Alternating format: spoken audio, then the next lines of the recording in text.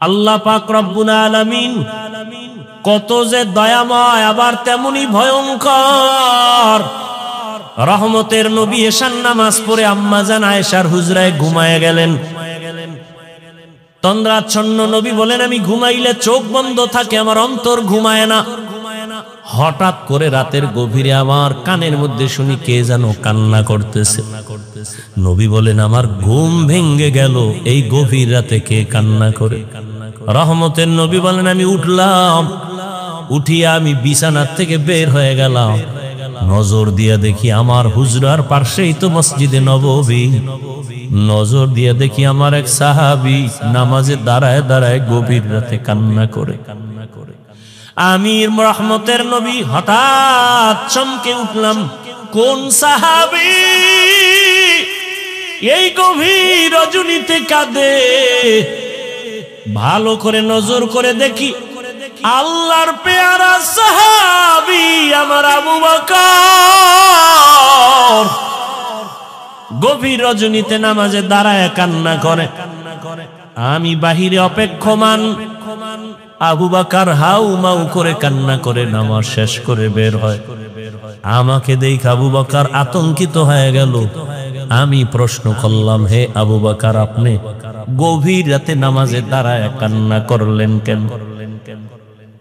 আবু বকর চোখের পানি ছেড়ে বলেন, ইয়া রাসূলুল্লাহ, আল্লাহর আযাবের ভয় আমি নামাজে দাঁড়ায় কান্না করেছি, একটা আয়াত পড়ে পড়ে কাঁদছি। ইন্নাল্লাহা আশতারা মিনাল মুমিনিনা আনফুসাহুম ওয়া আমওয়ালাহুম বিআন্না লাহুমুল জান্নাহ। আল্লাহ পাক বলেছেন, মুমিনের জান মাল আমি আল্লাহ কিনে নিয়েছি, বিনিময়ে মুমিনকে জান্নাত দিয়েছি। নবী বলেন, আবু বকর এটা খুশির খবর, এখানে কান্নার কি পাইলেন? আবু বকর বলেন, ইয়া রাসূলুল্লাহ, আপনি জানেন আমি ব্যবসা করি, কাপড়ের দোকান দেই। আজকে সকালবেলা একজন মহিলা আমার দোকানে এসে বহুদিন আগের কেনা কাপড়টা ফিরাইয়া টাকা নিয়ে গেল। আমি প্রশ্ন করছিলাম, মা কেন কাপড় ফিরে টাকা নেন? মহিলা একটা জবাব দিয়েছে, তোমার দোকানের কাপড় আমার পছন্দ হয় না, এজন্য ফিরাইয়া দিলাম। আমি আল্লাহর এই আয়াত পড়ে কান্না করেছি। আল্লাহ যে বলেছেন, মুমিনের জানমাল আমি নিলাম, মুমিনকে জান্নাত দিয়ে দিলাম। এখান থেকে আমার ভয়। আপনি নবী কিয়ামতের হালাতের বয়ান করেছেন, কত ভয়ঙ্কর হবে কিয়ামতের মাঠ। কিয়ামতের ময়দানে নারী আর পুরুষেরা সবাই উলঙ্গ দাঁড়াবে। সূর্যের গরমে মাথার মগজগুলো ভাতের মারের মতো ফুটবে, জমিনটা তামা হয়ে যাবে। জাহান্নামের আওয়াজে মানুষের কান ফেটে যাবে। এমন এক হালাত হবে, ওই হাসরের মাঠে নবীরা যাদের গুনাহ নাই তারাও কান্না করে বেকারার হবেন।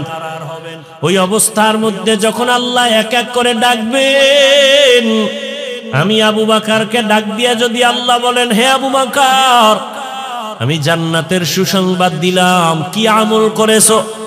আমি যদি আল্লাহর কাছে পেশ করি নামাজ, রোজা, তেলাওয়াত, ওই মহিলার মতোই যদি আল্লাহ বলেই ফেলে, ও আবু বকর, আমার জান্নাত আমাকে দেও, তোমার জানমাল নিয়ে জাহান্নামে যাও। আল্লাহ কেন বলে, যেইভাবে নামাজ পড়তে বলেছি ওইভাবে নামাজ আদায় করতে পারো নাই। আমি যেইভাবে তেলাওয়াত চাইছি ওইভাবে তেলাওয়াত তুমি আমাকে দাও নাই। আমি যেইভাবে জিকির চাইছি ওইভাবে মোহাব্বতের জিকির আমাকে দাও নাই। মানুষ দেখানো জিকির করেছো, মানুষ দেখানো নামাজ পড়েছো। তখন আল্লাহ যদি বেজার হইয়াই বসেন, আমার জাহান্নাম ছাড়া উপায় হবে না। আর হে নবী, আমি চিন্তা করে দেখলাম, দুনিয়াতে সূর্যের গরম সহ্য করতে পারি না, জাহান্নামের আগুন আরো কত ভয়ঙ্কর হবে, কেমন করে সহ্য করব? এই ভয় আমি কান্না করেছি। রহমতের নবী কাঁদেন আর বলেন, আবু বকর, ওই হাসরের ময়দানের কথা যখন আমার মনে পড়ে, আমিও চোখের পানি ধরে রাখতে পারি না। কিয়ামতের ময়দানে কেমন ভয়ঙ্কর অবস্থা হবে যে নবীরা কান্না শুরু করবেন। আমার উম্মতের কি হালাত হবে? এর এলাকার মুসলমান, হে যুবক ও পর্দার আড়ালের, দুনিয়াতে একটা সূর্যের গরম সহ্য করা যায় না, বেতের বাড়ি সহ্য করা যায় না, মশার কামড় সহ্য করা যায় না। গুনাহ নিয়ে কবরে গেলে জাহান্নামের আগুনের গরম, হাসরের ময়দানে আরো কত ভয়ঙ্কর আযাব। এখনো সময় আছে, তওবা করে নেন। মনে মনে আল্লাহকে বলেন, হে আল্লাহ, দুনিয়ার রং তামাশায় সময় তো কম কাটাইলাম না, মন মতো ঘুরলাম ফিরলাম, আর কয়দিন বাঁচবো জানা নাই। এখন থেকে তওবার নিয়ত করে ফেললাম, আর জীবনে বেপরদায় চলবো না, নামাজ ছাড়বো না, দাড়ি কাটবো না। আল্লাহ হেদায়েত না দিলে, ওই যে বললাম, যেই নবীজিকে এক নজর দেখলে জাহান্নামের আগুন হারাম, যেই রসুলের চেহারা মোবারক দেখলে পেটের ক্ষুধা থাকে না, সেই নবীজিকে 13টা বছর সামনে বসে দেখলো, বয়ান শুনলো, কালেমা পড়ে নাই। জানেন এত বড় বেঈমানের নাম কে? এর নাম কপাল। আর অন্যদিকে 27 বছরের যুবক তরবারি নিয়ে দৌড়ায়, নবীকে জবাই করবে। কয় বছর? 27 বছরের যুবক তরবারি নিয়ে দৌড়ায়, রহমতের নবীর কল্লা কেটে নিয়ে আসবে। কাছে যাইয়া রহমতের নবীর চেহারা নজরটা দেওয়া মাত্র তরবারি ফালাইয়া বলেন, রহমতের নবী, আমাকে মাফ করে দেন, কালেমার রশি আমার গলায় লাগায়া দেন। মান ইয়াহদিল্লাহু ফাহুয়াল মুহতাদ ওয়া মান ইউদ্লিল ফালান তাজিদা লাহু ওয়ালিয়াম মুরশিদা। আল্লাহ যাকে হেদায়েত দিবেন সে পেয়ে যাবে, যার কপাল খারাপ ও হেদায়েত পাবে দূরের কথা, হেদায়েত পাওয়ার মতো কোনো মুর্শিদ পাবে না, পথ প্রদর্শক পাবে না, ওর কপাল বড় খারাপ। রহমতের নবীকে দেখলো, 13 বছর কালেমা পড়ে না আবু জাহাল।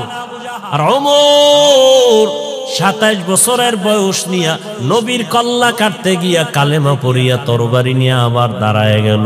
ওমর দাঁড়ায় বলে, এই বেঈমান মুশরিকেরা, মুহাম্মদের বিরুদ্ধে একটা কথা যদি বলো, আমি ওমরের সামনে দাঁড়াও, আমার তরবারি ফয়সালা করবে, মুহাম্মদের প্রয়োজন হবে না। এমন পাওয়ার আল্লাহ দান করেছেন, ওমর যেই রাস্তা দিয়া হাঁটে শয়তান ওই রাস্তায় ঢুকতে ভয় পায়। আর কে তারাত খৌফে হকদার দিল মাদাম, জন্নতুল মাওয়া দেহদ ও রামকাম, জুজবা হক চীজে মখাজ ইনসো যা, ফজলে উ আমস্তে দর জুমলা জাহা। দুনিয়াটা তো পরীক্ষার হল। কি হল? আল্লাযী খালাকাল মাউতা ওয়াল হায়াতা লিয়াবলুয়াকুম আইয়ুকুম আহসানু আমালা ওয়া হুয়াল আজিজুল গফুর।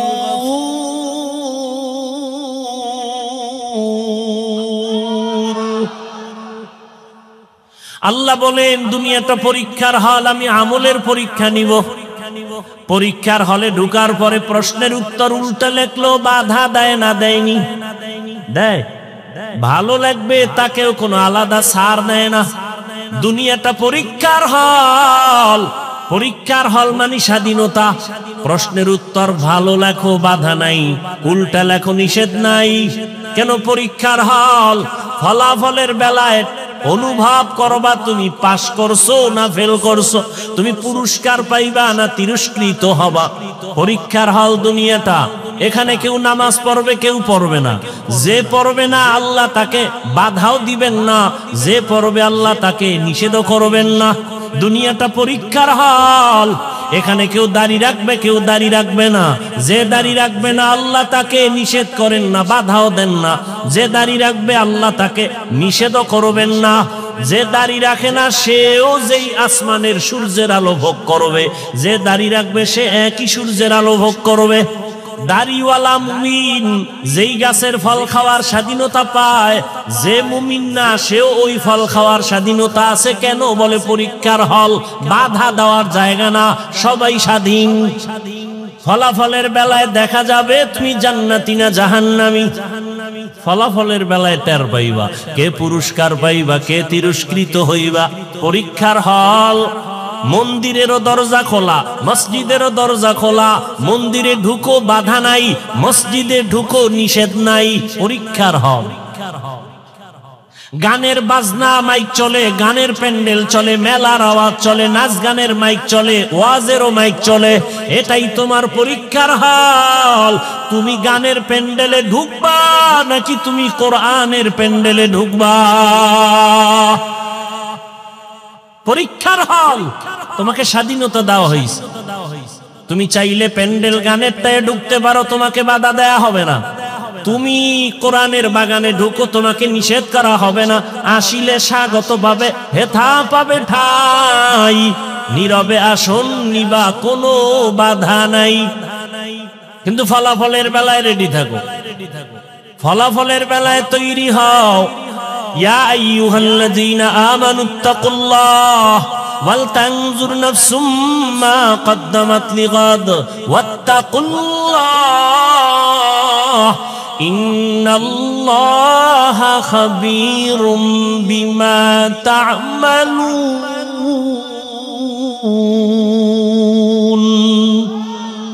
ই কালামে জিন্দা কুরআনে হাকীম হিকমতে উলায়া জালাসতু কদিম জামিউল ইলম ফিল কুরআনে হাকীম তাকাসারাত আনহু আফহামুর রিজালি। রমজানুল মুবারক চলে গেল, ঘেরান এখনো যায় নাই। কিন্তু দুঃখ, মুসলমানের সন্তান রাস্তাঘাটে স্বাধীনভাবে চলে আর গান বাজায় আর বলে, হাজার বছরের মনে হয় যেন এবার ঈদের আনন্দ করেছি, আর একটু যদি ভালো হইতো ওপেন মেয়ে দিয়া রাস্তাঘাটে অবাধে জেনা করতে পারতো, তাহলে মনে হয় আরো আনন্দিত হইতো। আহ, তুমিও মুসলমান, আমিও মুসলমান, তোমার আমার আল্লাহ এক, নবী এক, কোরআন এক, কাবা এক, ধর্ম এক, কালেমা এক, কাফনের কালারও মনে আছে না? মহিলাদের 5 কাফন, পুরুষের কয় কাফন? 3টা, সব এক। কবরের সাইজও নাকি আপনাদের এলাকার কবর এক হাত বড়? সব কবরের সাইজ। কবরে রাখার পরে প্রশ্ন হবে কয়টা? তাও আমাকে যেই প্রশ্ন আপনাকে একই প্রশ্ন, বাবার প্রশ্ন ছেলে মেয়ের প্রশ্ন এক, শিক্ষকের যেই প্রশ্ন ছাত্রকে একই প্রশ্ন, মুমিনকে যেই প্রশ্ন বেঈমানকে সেই একই প্রশ্ন। রবের পরিচয় দাও, ধর্মের পরিচয় দাও, রাহমাতুল লিল আলামিনের পরিচয় দাও। কবরের প্রশ্নটাও এক। তাহলে আপনার আমার আল্লাহ এক, নবী এক, কোরআন এক, কাবা এক, ধর্ম এক, কালেমা এক, কবর এক, কাফন এক, প্রশ্ন এক। পোশাকটা কেন আলাদা? পোশাক কেন আপনার নবীর তরিকায় নাই? কেমন মুসলমান আপনি যে আমি টুপি খুলতে চাই না, লজ্জা। আর আপনি কেমন ভিআইপি মুসলমান যে টুপি দিতে চান না, লজ্জা। আমি দাড়ি কাটতে চাই না, লজ্জা। আপনি কেমন মুসলমান যে দাড়ি রাখতে চান না, লজ্জা। আমি দাড়ির ওয়াজ করলে আপনার কষ্ট লাগে। সেদিন এক জায়গায় গেলাম, কয় হুজুর আপনাকে ওয়াজে আসতে অনেকে বাধা দিছে কেন? আপনি দাড়ির ওয়াজ বেশি করেন। আমি বললাম 3-4 বছর ধরে তুই ওয়াজই বাদ দিয়ে দিলাম। দাড়ির ওয়াজ কঠিন ওয়াজ তো হাদিসে আছে, এত কথা তো বলি না।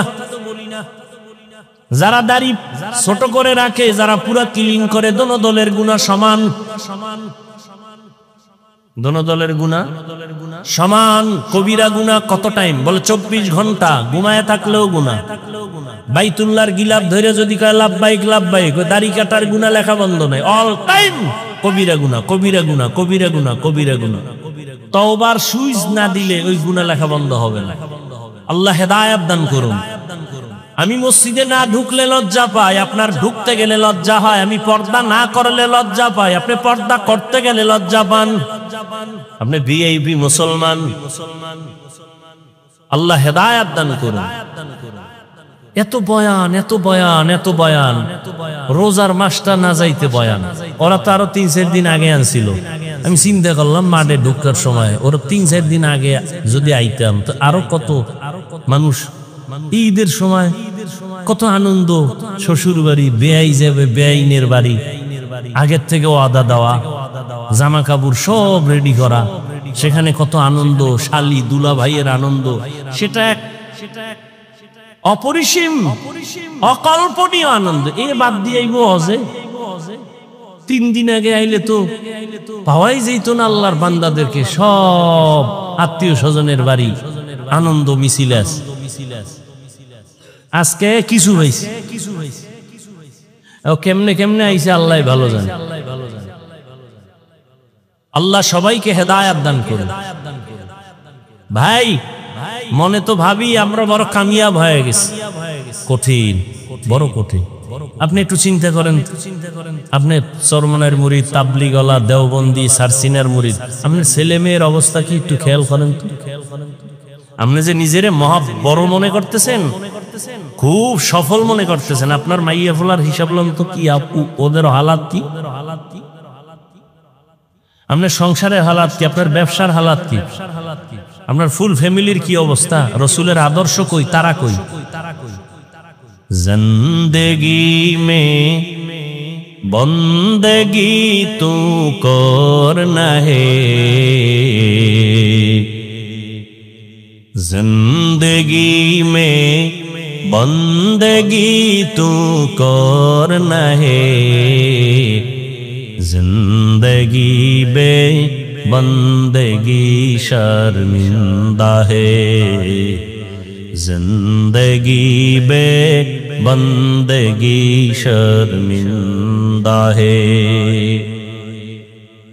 यहाँ हम सब मुसाफिर, दिल ना लगा, अहले दिल की नजर से रूह करता जा। यहाँ हम सब मुसाफिर, दिल ना लगा, अहले दिल की नजर से रूह करता जा। शाह दौलत सब फकीर गर नेक ने है, शाह दौलत सब फकीर गर नेक ने है, जिंदगी में बंदगी तू करना है, जिंदगी में बंदगी तू करना है, जिंदगी बे बंदगी शर्मिंदा है, जिंदगी बे बंदगी शर्मिंदा है, जिंदगी में बंदगी कुन बंदगी, बंदगी बे जिंदगी शर्मिंदगी। খারাপ লাগে আপনাদের? এত বয়ানের পরেও কেন আমাদের আমলের খাতা শূন্য? একমাত্র কারণ আল্লাহর আদালতে দাঁড়াইয়া হিসাব দেওয়ার ভয় নেই। এই জন্য আল্লাহ বারবার বলেন আমাকে ভয় করো, আমাকে ভয় করো, আমাকে ভয় করো। ইয়া আইয়ুহাল্লাযীনা আমানুত্তাকুল্লাহ, ও মুমিন আমি আল্লাহকে ভয় কর। ওয়াল তানজুর নাফসুম মা কদ্দামাত লিগাদ, সামনের জীবনের জন্য কি সম্বল সঞ্চয় করেছো হিসাব মিলাও। ওয়াত্তাকুল্লাহ, আল্লাহ বলেন আবার আমাকে ভয় কর। ইন্নাল্লাহা খাবীরুম বিমা তা'মালুন, তোর সব কাজের খবর আমি আল্লাহ অগ্রিম জানি। কি কাজ নিয়ে কবরে রওনা দিলা? কয়দিনের হায়াত? মহামারী করোনায় লাশ আর লাশ, ডেঙ্গুর ভেতরে লাশ, এমন একটা দিন নাই মরণের খবর নাই। গাড়ির নিচে লাশ, পানির নিচে লাশ, ঘুমের বিছানায় লাশ। মনে করছিলাম বুড়া মানুষটা আগে মরে যাবে, জুয়ানেরা কয়েকদিন পরে মরবে, কিন্তু ইদানিং কালে যত লাখ যুবকদের লাশ, এরে আমার কলিজার যুবক,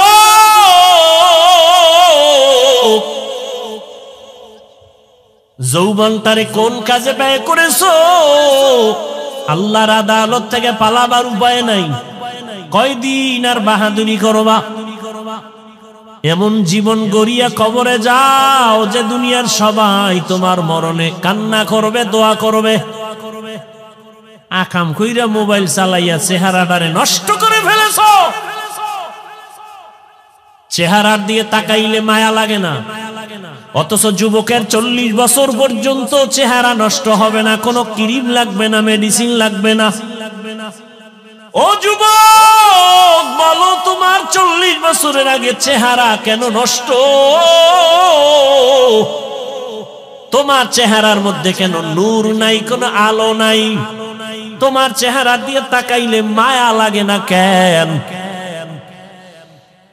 তোমার চেহারা যেমন কুৎসিত হয়ে গেছে, ঠিক এই মোবাইলের দিয়ে তাকায় থাকার কারণে চোখের পাওয়ার যাইতেছে, তোমার খবর নাই। কিডনি দুর্বল হচ্ছে, খবর নাই। হার্ট দুর্বল হচ্ছে, খবর নাই। মোবাইলের কারণে লেখাপড়া শেষ, তোমার খবর নাই। মোবাইলের কারণে তোমার চরিত্র ধ্বংস, খবর নাই। বিয়ে টিয়া করিস না জীবনে, বউয়ের হক আদায় করতে পারবি না, সেখান থেকে আবার অভিশাপ আসতে থাকবে। রাগ করিস না, যেগুলো দরকারি এটি বলতেছি। রাগ করো কেন? অন্যায় করছো, অনুতপ্ত হও, তওবা করো।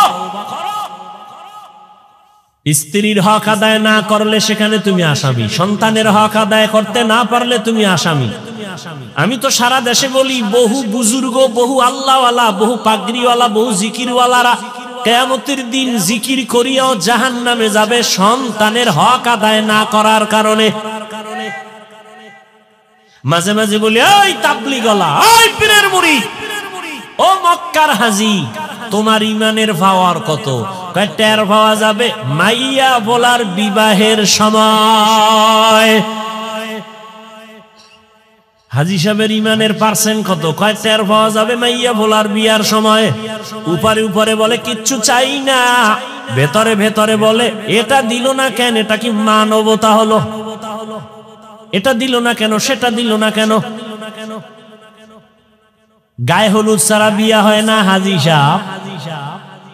তুমি কিসের পীরের মুরিদ, কিসের তাবলীগওয়ালা? গায়ে হলুদ হারাম তোমার ঘরে কেন চলে? ডেক্সের চলে, বিবাহের অনুষ্ঠানে গান চলে, কল্পনাই করা যায় না। বিধর্মীদের যে আড্ডা, এর থেকে বেশি চলে মুসলমানের ঘরে। হাজী সাহেব ভিআইপি প্যাকেজের হাজী, হ্যাঁ গিয়ে লাইভ দেয়, লাইভ বয় হয়ে গেছে, লাইভ বয়। ফেরাউনের বাথরুমের সামনে গিয়া কয়, তোমরা জানো নি আমি এখন কোথায় আছি? তোমরা সবাই থাকো,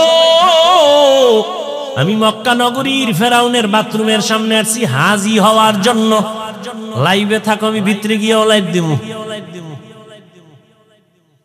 কিতনা বড় বেহায়া বেলাজা!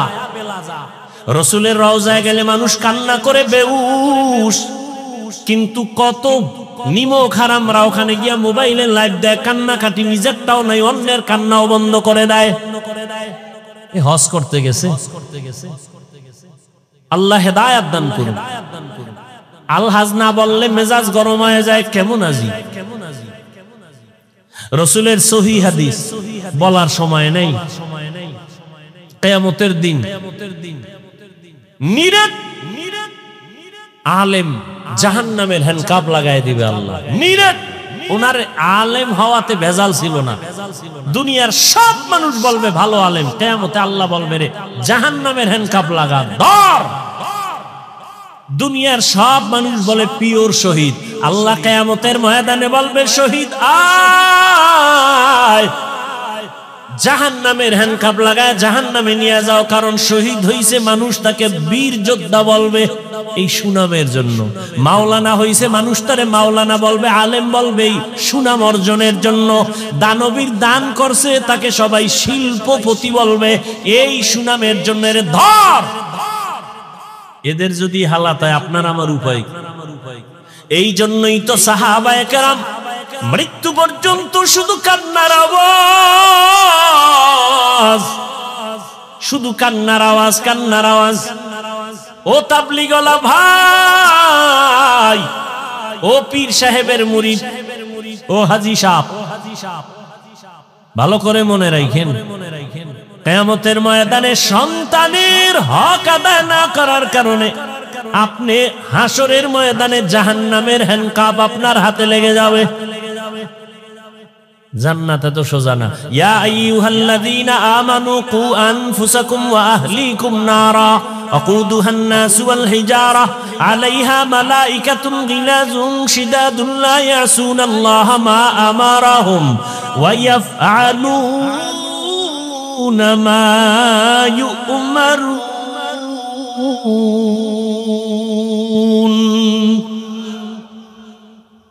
জাহান্নাম থেকে আগে নিজেকে বাঁচাও, তোমার আহালকে বাঁচাও।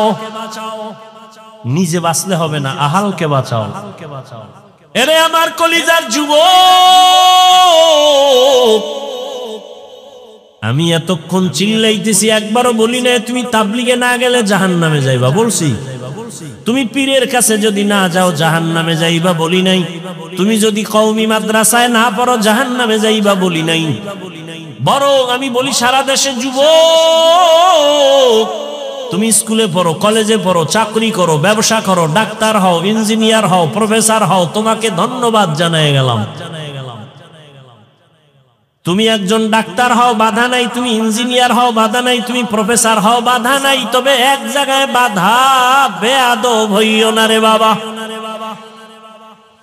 তোমার ব্যবহারে কোনোদিন যেন মা বাবা কষ্ট না পায়, তোমার ব্যবহারে কোনোদিন যেন শিক্ষকেরা কষ্ট না পায়, তোমার আচরণে কখনো যেন আলেম ওলামা মুরব্বীরা কষ্ট না পায়। যদি কষ্ট পায় বরদোয়া লেগে যাবে, মরার আগে পঙ্গু হয়ে যাবা।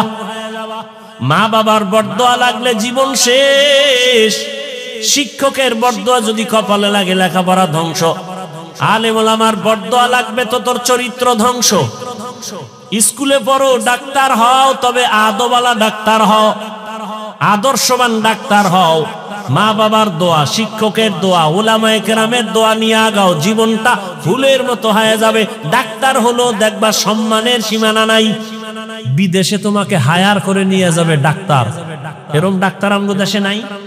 তোমার মতো মোবাইলে আকাম করলেই সুনাম হইতো না, হইতো? আল্লাহ হেদায়েত দান করুন। জীবনে কি অর্জন করলাম? মা বাবার সাথে বেয়াদবি, শিক্ষকের সাথে বেয়াদবি, আলেমদের সাথে বেয়াদবি, বন্ধুদের সাথে বেয়াদবি। মনে হয় তুই মইরে গেলে সবাই খুশি, এমন একটা জীবন কামাই করলি যে মরলেই মা বাপ খুশি, যে একটা বালা গেছি গা। চরিত্র এত খারাপ যে মইরে গেলে মা বাপ খুশি। কেমন পোড়া কপাল তোমার! এরে পর্দার আড়ালের আম্মা জানেরা, বোনেরা, ভালো করে শুনেন। আপনাদের লাইনে কত মা, কত বোন এখনো আছে পর্দা করে, স্বামীর মাল হেফাজত করে, মোবাইলে সময় নষ্ট করে না। এমন মহিলা নাই? আম্মা জানেন, আপনারা কেন পারেন না? ও আমার কলিজার যুবক, সত্য কথাটা স্বীকার করিও রে বাবা। তোমার মতো যুবক জীবনে কোনোদিন মাদ্রাসায় পড়ে নাই, আলিফ বা তাও শিখে নাই। জেনারেল লাইনে পড়িয়া রাস্তায় গাড়ি চালায়, ড্রাইভার 5 বেলার নামাজ পড়ে আছে না নাই? তোমার বিবেক নামের আদালতে প্রশ্ন, বলো যুবক তুমি কেন পারো না? তোমার মতো যুবক স্কুল কলেজে পড়ে, লেখাপড়া করে, 5 ওয়াক্ত নামাজও পড়ে, এমন ছেলে নাই? তুমি কেন পারো না রে বাবা? তোমার মতো যুবক সন্তান নদীর মধ্যে মাছ ধরে, নামাজ ছাড়ে না, বলো তুমি কেন পারো না? তোমার মতো যুবক জেনারেল লাইনে থাকিয়া র‍্যাব, আর্মি, পুলিশ, বিডিআর এর চাকরি করে, ওসি, ডিসি, এসপি, 5 ওয়াক্ত নামাজি আছে, বলো তোমার বিবেকের কাছে প্রশ্ন, তুমি কেন পারো না? না পারার পেছনে শুধু তুমি দায়ী না, তোমার মা বাবাও বড় দায়ী। এরে আব্বা জান ও আম্মা জান, আপনাদের কপাল কত ধন্য। আল্লাহ আপনাদের সন্তান দান করেছেন। কত মা বাবা কান্না করে, তদবির নেয়, বিয়ে করছে, 10-12 বছর হইছে, সন্তান হয় না। এরম নাই? আর আল্লাহ আপনাদের সন্তান দান করেছেন। এই যে আমার কলিজার টুকরা মাহমুদ মাসুম, দুইটা ছাত্র, আমার ছাত্র, গর্ব। ওর বাবা আলেম, এই যারা চিনেন বলেন বাবা আলেম। গোবরে পদ্ম ফুল ফুটে, হ্যাঁ আমার বাবা আলেম না, আমার বাবার কথা বলছি, আমার বাবাও তো আলেম না, আমার দাদা ছিল আমগো গ্রাম্য ভাষায় কয় বয়াতি। কি গাতি? বয়াতি।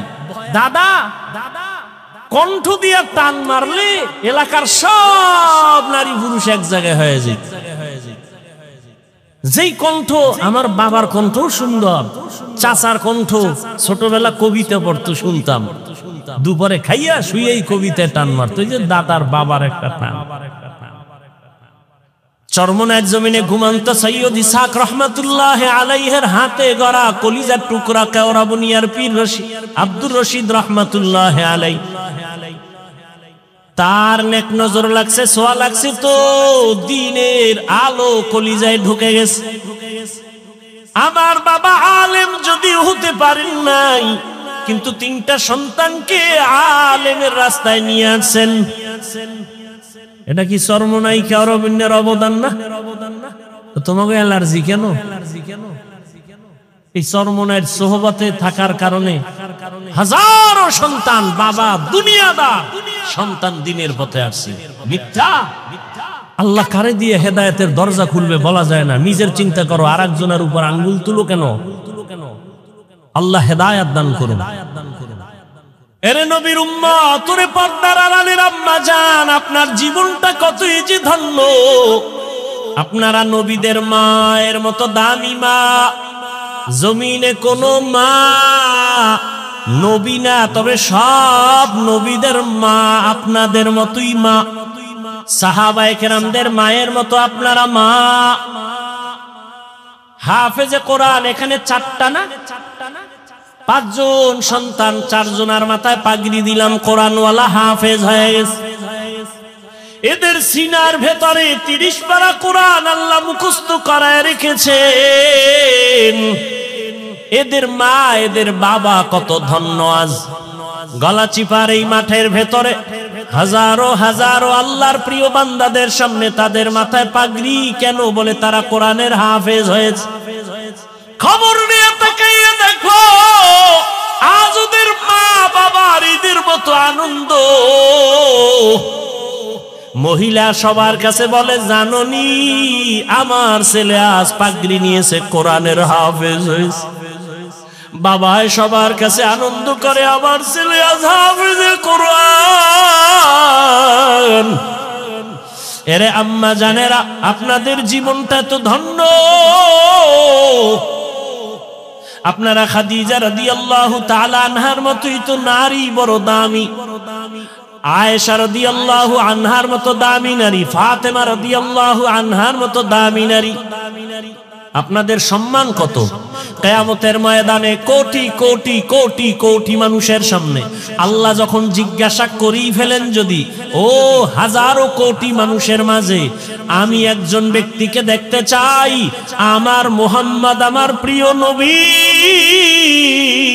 তার হাতে হাত লাগাইয়া প্রথম কালেমাটা কে পড়েছো, ওই ব্যক্তিটাকে আজ আমি হাসরের মাঠে পুরস্কার দিব। দুনিয়ার কোনো পুরুষ দাঁড়াতে পারবে না। একজন নারী দাঁড়াইয়া যাবেন, দাঁড়ায় বলবেন, ও দয়ার মালিক, আপনার বন্ধুর হাতে প্রথম কালেমাওয়ালা আমি নারী, একজন খাদিজা রাদিয়াল্লাহু আনহা। আল্লাহ যদি বলে ফেলেন কিয়ামতের ময়দানে, আমার দ্বীন ইসলামের জন্য জীবন দিতে গিয়া প্রথম শহীদ কে হয়েছে? গলা কাটা শহীদ। একজন পুরুষও দাঁড়াতে পারবে না। একজন নারী দাঁড়ায় বলবেন, হে মালিক, আপনার দ্বীন জিন্দা করার জন্য আমি শহীদ হয়ে রক্ত ঝরাইছি, আমি একজন নারী, সুমাইয়া রাদিয়াল্লাহু আনহা। নারীদের সম্মান আল্লাহ এত দিছেন, তোমরা কমানোর জন্য আন্দোলন করো। যারা বলে ইসলাম নারীর অধিকার দেয় নাই, এরা লম্পট, চরিত্রহীন, ইসলামের দুশমন। আল্লাহর কসম একবার, আল্লাহর কসম দুইবার, আল্লাহর কসম তিনবার, ওয়াল্লাহি বিল্লাহি তাল্লাহি, নারীর সম্মান ইসলাম ছাড়া আর কেউ বাড়াতে পারে নাই। সব ধর্ম খুঁজো, সব ধর্মের ভেতরে নারীদের উপরে জুলুম করা হয়েছে, একমাত্র নারীদের সম্মান আর ইজ্জত দিয়েছে ইসলাম, আর কেউ দেয় নাই। এরে আম্মা জানেরা, এত ধন্য মা আপনারা। এই দুনিয়া একজন বড় আল্লাহর দুশমন ফেরাউনের নাম জানেননি? ফেরাউনের স্ত্রীর নাম কি? এত বড় বেঈমান ফিরআউন, তার ঘরে থাইকা আসিয়া আল্লাহর এত পেয়ারা হয়ে গেলেন। রহমতের নবী বলেন, কিয়ামতের দিন আমি মুহাম্মদের সাথে আসিয়ার সাথে বিবাহ হবে। সুবহানাল্লাহ। কেমন ধন্য নারী! এত বড় বেঈমান ফেরাউনের ঘরে থেকে আসিয়া আল্লাহর এত পেয়ারা হয়ে গেলেন। নবী বলেন, কিয়ামতের দিন আসিয়ার সাথে আমি মুহাম্মদের বিবাহ হবে। এরে আম্মা জান, আপনার স্বামী তো ফেরাউনের মতো খারাপ না। আপনার স্বামীকে পারলেন নাকি বুঝাইয়া নামাজি বানাবেন? আপনার স্বামীটারে যদি বুঝাইতেন, ও স্বামী আমার, বাবা মায়ের কষ্টের জীবন সারিয়া আজ তোমার ঘরে আসি, না খাইয়া থাকলেও আসি, খাইয়া থাকলেও আসি, তবে তোমার কাছে আমার জীবনের দাবি, তুমি কামাই রুজি যা করো, একটা জীবনের দাবি হে স্বামী, হারাম কামাই করে ঘরের মধ্যে আনবা না। হারাম খাইয়া নিজের রক্ত নাপাক করব না, হারাম খাইয়া সন্তানের রক্ত নাপাক করব না। মা যদি সব স্বামীদের বুঝাইতেন, কোন স্বামী হারাম টাকায় ব্যবসা করত না। আল্লাহর ভয়, তাকওয়া আল্লাহর মহা একটা সম্পদ, যার অন্তরে ঢুকবে সে বিনা হিসাবে জান্নাতি। কার ভয়? আল্লাহর ভয়। ওমরে ফারুক রাদিয়াল্লাহু তাআলা আনহু দিনের বেলা মানুষের বিচার করেন, রাতের বেলা ঘুরে ঘুরে মানুষের কি হালাত গোপনে গোপনে দেখেন। ঘুরতে ঘুরতে ওমর বাগানের ভিতরে ঢুকলেন, পাহাড়ের পাশে দেখে বাতি জ্বলে, রাতের বেলা বাতি জ্বলে। ওমর গিয়া কাছে দাঁড়ায় দেখে একটা ভাঙা ঘর, ঘরের মধ্যে নারীদের আওয়াজ, দুই নারী, একজন মা আর একটা মেয়ে। মা বলে, এই মেয়ে, আগামীকাল গাভীর দুধ বিক্রি করতে নিবি, পানি বেশি দিয়া নিবি। কে কয়? মা কয়, মা মেয়েকে। ওমর কই? ওমর কিন্তু ঘরের পেছনে দূরত্ব বজায় রেখে গোপনে দাঁড়ায় আছে শুনি। মা বলে, ওই কন্যাকে বলে, মা, এই মেয়ে, কালকে গাভীর দুধ বিক্রি করতে নিবি, পানি বেশি মিশায় দিবি। মেয়ে কি কয়? মা, ওমর যদি শুনে কল্লা কেটে ফেলবে। মা বলে, ওমর তো শুনবে না। মেয়ে ডাক দিয়ে কয়, মা, ওমর যদিও শুনবে না, তবে ওমরের আল্লাহ তো শুনবেন। ওমর কই? ঘরের পাশে চুপ করে ওমর চলে গেছে। ওমরে ফারুক রাদিয়াল্লাহু তাআলা আনহু চলে গেলেন। পরের দিন আদালতে বৈশা ওই মেয়ে আর মাকে ডাকালেন। ভয়ে কাঁপতেছে, না জানি আজ ফাঁসি হয়। কিন্তু না, হযরত ওমর আদালতে দাইকা সম্মানের সাথে বললেন, ও ধন্য মেয়ের ধন্য মা, এমন একটা ফুটন্ত গোলাপ আপনার ঘরে পেয়েছেন, আপনার জীবনটা বড় ধন্য। আপনার মেয়েটা এত সুযোগ পাইয়াও আল্লাহর ভয় অন্তরে জমা রাখছে। আল্লাহর ভয়, তাকওয়া। আমি আজ আপনাকে ডাকছি, ভয় নাই, ভয় নাই। আপনি যদি খুশি হন, আমি ওমর চাই আপনার মেয়েটাকে আমার ছেলের জন্য বিবাহের বন্ধনে নিব। মা খুশি না বেজার? মা ডাক দিয়া আলহামদুলিল্লাহ, খলিফাতুল মুসলিমিন ওমর আমার মেয়েকে তার পুত্র বধূ বানাতে চায়, আল্লাহ কবুল করো। ওই মেয়েটাকে ওমর তার ছেলের জন্য নিয়েছেন, বিবাহের বন্ধনে আবদ্ধ করে দিলেন, এবং এই মেয়ের গর্বের ধারায় আছে আর একটা আকাশের ফুটন্ত চাঁদ, ওমর ইবনে আব্দুল আজিজ। এরে আম্মা জানেরা, কয়দিন আর বাহাদুরি, মইরা গেলে কেউ নামও নিবে না। হ্যাঁ, ভালো ছেলে যদি রাইখা যান তাহলে ওই ছেলের কারণে আপনিও দোয়া পাবেন, আর যদি ভালো ছেলে না রাখেন দুনিয়ার কেউ আপনাকে চিনবে না, জানবে না। এরে আম্মা জানেরা,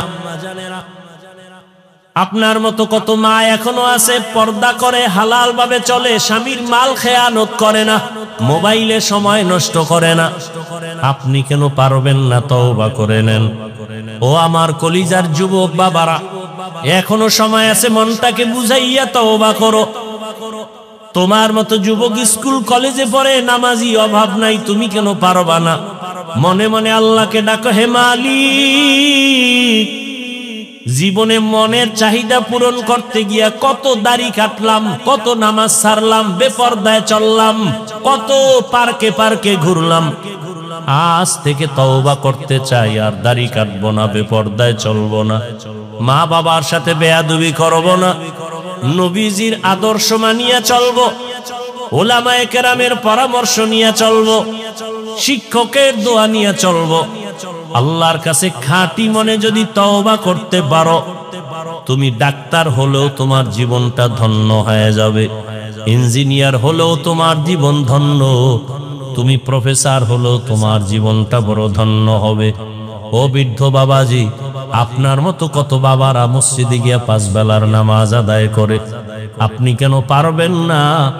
আল্লাহর ধরা বড় কঠিন, আপনি ভুলে গেলে চলবে না। আল্লাহর কাছে এখনো সময় আছে, তওবা করে নেন। আল্লাহ পাক রব্বুল আলামিন কত যে দয়াময়, আবার তেমনি ভয়ঙ্কর। রহমতের নবী এশার নামাজ পড়ে আম্মাজান আয়েশার হুজরায় ঘুমায় গেলেন। তন্দ্রাচ্ছন্ন নবী বলেন, আমি ঘুমাইলে চোখ বন্ধ থাকে, আমার অন্তর ঘুমায় না। হঠাৎ করে রাতের গভীরে আমার কানের মধ্যে শুনি কে যেন কান্না করতেছে। নবী বলেন, আমার ঘুম ভেঙে গেল, এই গভীর রাতে কে কান্না করে? রহমতের নবী বলেন, আমি উঠলাম, উঠিয়া আমি বিছানার থেকে বের হয়ে গেলাম, নজর দিয়া দেখি আমার হুজরার পাশেই তো মসজিদে নববী, নজর দিয়া দেখি আমার এক সাহাবী নামাজে দাঁড়ায় দাঁড়ায় গভীর রাতে কান্না করে। আমি রহমতের নবী হঠাৎ চমকে উঠলাম, কোন সাহাবী এই গভীর রজনীতে কাঁদে? ভালো করে নজর করে দেখি, আল্লাহর পেয়ারা সাহাবী আমার আবু বকর গভীর রজনীতে নামাজে দাঁড়ায় কান্না করে। আমি বাহিরে অপেক্ষমান, আবু বকর হাউ মাউ করে কান্না করে নামাজ শেষ করে বের হয়। আমাকে দেখে আবু বকর আতঙ্কিত হয়ে গেল। আমি প্রশ্ন করলাম, হে আবু বকর, আপনি গভীর রাতে নামাজে দাঁড়ায় কান্না করলেন কেন? আবু বকর চোখের পানি ছেড়ে বলেন, ইয়া রাসূলুল্লাহ, আল্লাহর আযাবের ভয় আমি নামাজে দাঁড়ায় কান্না করেছি, একটা আয়াত পড়ে পড়ে কাঁদছি। ইন্নাল্লাহা আশতারা মিনাল মুমিনিনা আনফুসাহুম ওয়া আমওয়ালাহুম বিআন্না লাহুমুল জান্নাহ। আল্লাহ পাক বলেছেন, মুমিনের জান মাল আমি আল্লাহ কিনে নিয়েছি, বিনিময়ে মুমিনকে জান্নাত দিয়েছি। নবী বলেন, আবু বকর, এটা খুশির খবর, এখানে কান্নার কি পাইলেন? আবু বকর বলেন, ইয়া রাসূলুল্লাহ, আপনি জানেন আমি ব্যবসা করি, কাপড়ের দোকান দেই। আজকে সকালবেলা একজন মহিলা আমার দোকানে এসে বহুদিন আগের কেনা কাপড়টা ফিরাইয়া টাকা নিয়ে গেল। আমি প্রশ্ন করছিলাম, মা, কেন কাপড় ফিরে টাকা নেন? মহিলা একটা জবাব দিয়েছে, তোমার দোকানের কাপড় আমার পছন্দ হয় না, এজন্য ফিরাইয়া দিলাম।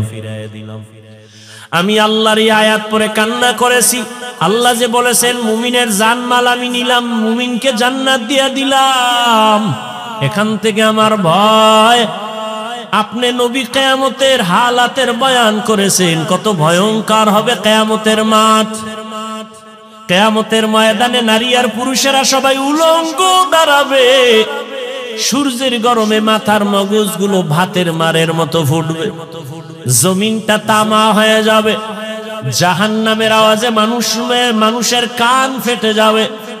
এমন এক হালাত হবে, ওই হাসরের মাঠে নবীরা যাদের গুনাহ নাই তারাও কান্না করে বেকারার হবেন। ওই অবস্থার মধ্যে যখন আল্লাহ এক এক করে ডাকবেন, আমি আবু বকরকে ডাক দিয়া যদি আল্লাহ বলেন, হে আবু বকর, আমি জান্নাতের সুসংবাদ দিলাম, কি আমল করেছো? আমি যদি আল্লাহর কাছে পেশ করি নামাজ, রোজা, তেলাওয়াত, ওই মহিলার মতোই যদি আল্লাহ বলেই ফেলেন, ও আবু বকর, আমার জান্নাত আমাকে দেও, তোমার জানমাল নিয়ে জাহান্নামে যাও। আল্লাহ কেন বলে, যেইভাবে নামাজ পড়তে বলেছি ওইভাবে নামাজ আদায় করতে পারো নাই, আমি যেইভাবে তেলাওয়াত চাইছি ওইভাবে তেলাওয়াত তুমি আমাকে দাও নাই, আমি যেইভাবে জিকির চাইছি ওইভাবে মুহাব্বতের জিকির আমাকে দাও নাই। মানুষ দেখানো জিকির করেছো, মানুষ দেখানো নামাজ পড়েছো। তখন আল্লাহ যদি বেজার হইয়াই বসেন, আমার জাহান্নাম ছাড়া উপায় হবে না। আর হে নবী, আমি চিন্তা করে দেখলাম, দুনিয়াতে সূর্যের গরম সহ্য করতে পারি না, জাহান্নামের আগুন আরো কত ভয়ঙ্কর হবে, কেমন করে সহ্য করব? এই ভয় আমি কান্না করেছি। রহমতের নবী কাঁদেন আর বলেন, আবু বকর, ওই হাসরের ময়দানের কথা যখন আমার মনে পড়ে, আমিও চোখের পানি ধরে রাখতে পারি না। কিয়ামতের ময়দানে কেমন ভয়ঙ্কর অবস্থা হবে যে নবীরা কান্না শুরু করবেন, আমার উম্মতের কি হালাত হবে। এর এলাকার মুসলমান, হে যুবক ও পর্দার আড়ালের, দুনিয়াতে একটা সূর্যের গরম সহ্য করা যায় না, বেতের বাড়ি সহ্য করা যায় না, মশার কামড় সহ্য করা যায় না। গুনাহ নিয়ে কবরে গেলে জাহান্নামের আগুনের গরম, হাসরের ময়দানে আরো কত ভয়ঙ্কর আযাব। এখনো সময় আছে, তওবা করে নেন। মনে মনে আল্লাহকে বলেন, হে আল্লাহ, দুনিয়ার রং তামাশায় সময় তো কম কাটাইলাম না, মন মতো ঘুরলাম ফিরলাম, আর কয়দিন বাঁচবো জানা নাই। এখন থেকে তওবার নিয়ত করে ফেললাম, আর জীবনে বেপরদায় চলবো না, নামাজ ছাড়বো না, দাড়ি কাটবো না, মা বাবার দোয়া নিয়ে চলবো, শিক্ষকের দোয়া নিয়ে, উলামায়ে কেরামের দোয়া পরামর্শ নিয়ে নবীর আদর্শ মতো চলবো। তওবা করার মতো যদি কারো অন্তর তৈরি হয়, মুনাফিকি যদি অন্তরে না থাকে, খাঁটি তওবার নিয়ত যাদের আছে, দুটো হাত আমার আল্লাহকে দেখাইয়া দাও। আয় আল্লাহ, আমাদের হাতগুলো কবুল করে নেন, আমাদের তওবা কবুল করে নেন। আয় আল্লাহ, মরণ পর্যন্ত তওবার উপরে মজবুত হইয়া চলার মতো তৌফিক দান করেন, আমিন। আলহামদুলিল্লাহি রাব্বিল আলামিন, ওয়াসসালাতু ওয়াসসালামু আলা সাইয়্যিদিল আমবিয়াই ওয়াল মুরসালিন ওয়া আলা আলিহি ওয়া আসহাবিহি আজমাইন। ইয়া আরহামার রাহিমিন, ইয়া আরহামার রাহিমিন, ইয়া আরহামার রাহিমিন। اللهم ارحمني بترك المعاصي، اللهم ارحمني بترك المعاصي، اللهم ارحمني بترك المعاصي. اللهم إنا نسألك رضاك والجنة، ونعوذ بك من سخطك وغضبك والنار. اللهم إنا نعوذ بك من البرص والجنون والجذام وسيء الأسقام. ربنا ظلمنا أنفسنا وإن لم تغفر لنا وترحمنا لنكونن من الخاسرين. ربنا لا تزغ قلوبنا بعد إذ هديتنا وهب لنا من لدنك رحمة إنك أنت الوهاب. ربنا هب لنا من أزواجنا وذريتنا قرة أعين واجعلنا للمتقين إماما. রব্বানা আতিনা ফিদ দুনিয়া হাসানাহ ওয়া ফিল আখিরাতি হাসানাহ ওয়া কিনা আযাবান নার। ও দয়ার মালিক, কুদরতের নজর দিয়ে দেখেন খোলা আকাশের নিচে এই ময়দানে আপনার গোলাম কত উলামায়ে কেরাম, কত হাজী সাহেব, কত মুরব্বী, ব্যবসায়ী, চাকরিজীবী, পর্দার আড়ালে কত মা বোনেরা, কত যুবক, কত ছাত্র ভাইরা হাত তুলেছেন। আয় আল্লাহ, আমরা সবাই জাহান্নামের আসামি, অসহায়। ও আল্লাহ, দুনিয়াতে যেদিন আসছিলাম কত পবিত্র মা বাবা, কত আনন্দ করেছিলেন। আজ ওই পবিত্র জীবন গুনার কারণে নাপাক, গুনাহের কারণে আমার হাত নাপাক, আমার চোখ নাপাক, আমার অন্তর নাপাক, আমার জিহ্বা নাপাক। আল্লাহ, এই মজলিসে মনে হয় আমার মতো গুনাহগার কেউ নাই। গুনাহের কারণে দিলটা পাথর, চোখে পানিও নাই।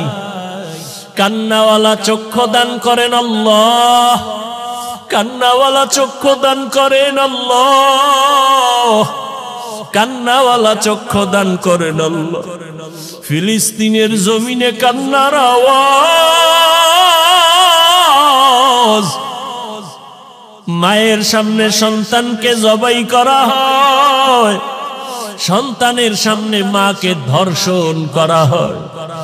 ও আল্লাহ, এই কষ্ট সহ্য করা যায় না রে মালিক। আমাদের গুনার কারণে আপনি বুঝি রাগ করেছেন। আয় আল্লাহ, আমরা তো আপনার আদরের নবীর উম্মত, আমাদের গুনার কারণে আপনি রাগ করিয়েন না রে আল্লাহ। নবীজির মোহাব্বতে আমাদের মাফ করে দেন। ফিলিস্তিনের জমিনে কান্নার আওয়াজ বন্ধ করে দেন আল্লাহ। মুসলমানের উপরে চাদর বিছায়া দেন আল্লাহ।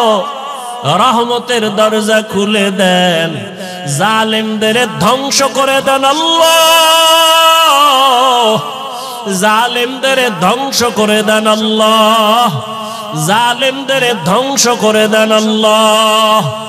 আয় আল্লাহ, সারা দুনিয়ার মুসলমানের ঈমান আমল হেফাজত করেন, বাতিলের মোকাবেলায় বিজয় দান করেন আল্লাহ।